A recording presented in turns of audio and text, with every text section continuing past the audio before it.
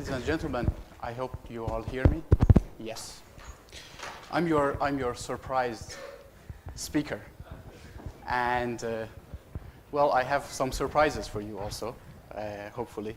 But while this is being set up, let me tell you a little bit, a word about the title of my presentation today. If you kindly look at the handouts, or yes, you see it here too, I'm going to talk with you about quality of experience. This is not a very known word.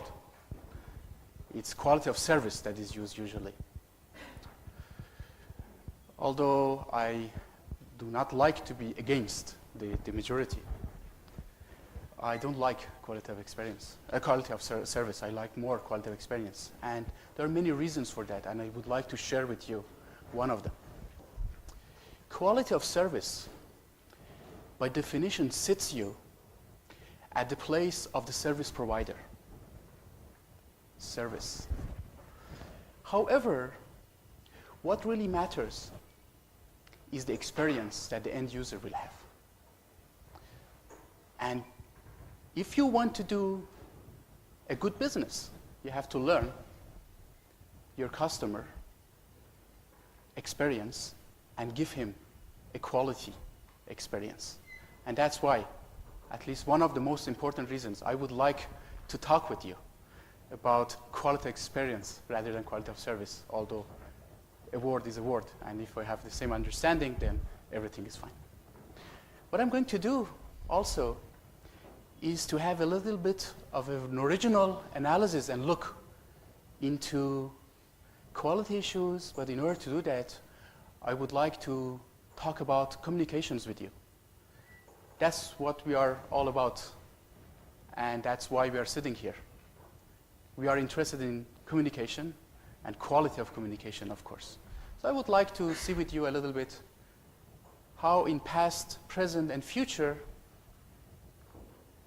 communications is going to be evolved, and I would like to see it actually from a very, very maybe different angle that you may or not agree with. I hope you will, because otherwise the rest of my talk will be a little bit of less interest to you. And through that, I will, of course, talk about quality metrics and challenges in quality metrics in conventional and in new media. Let me start, as a good professor, with the definition. I'm sure you, because of your background, because of the business you are in, or the research that you are doing, you all have a different, maybe close, but a different definition of communication. Here is one. Communication, in fact, has always been about sharing experience. Now, this experience can be real, it can be imaginary. In fact, if we go back to the early times of our ancestors, but really early ones, the cavemen, they were communicating, maybe not in a very good language, but they were, had gestures, they were using maybe some words, and they were drawing. They were trying to explain to others how the hunt went on and how dangerous or brave they were, right? Sometimes maybe they exaggerated. It wasn't even true. That was imaginary, right? But they wanted to put the listener in the same situation and the same experience that they lived, if they really lived it, or they wanted the listener to live in. The modern communication of today that seems very sophisticated, in some ways is not any different, in fact, from the very early types of communication, cave drawing or storytellings around the fireplace. It's about exchange of experience, sharing of experience. And of course, there has been many evolutions and revolutions in communication. This country, Japan, has played a very important role in some of them. Evolutions, I define it as improvements in terms of quality of experience of a given modality. And you could agree that maybe black and white television was a new type of communication. It became color. The sound became stereo CD quality. It became HD TV. It will become 3D maybe in future, stereoscopic and so forth. These are all the same old modality that are becoming richer and richer.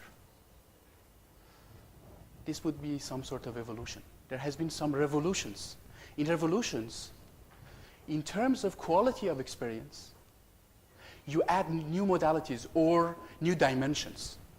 Maybe mobile communication is a good example.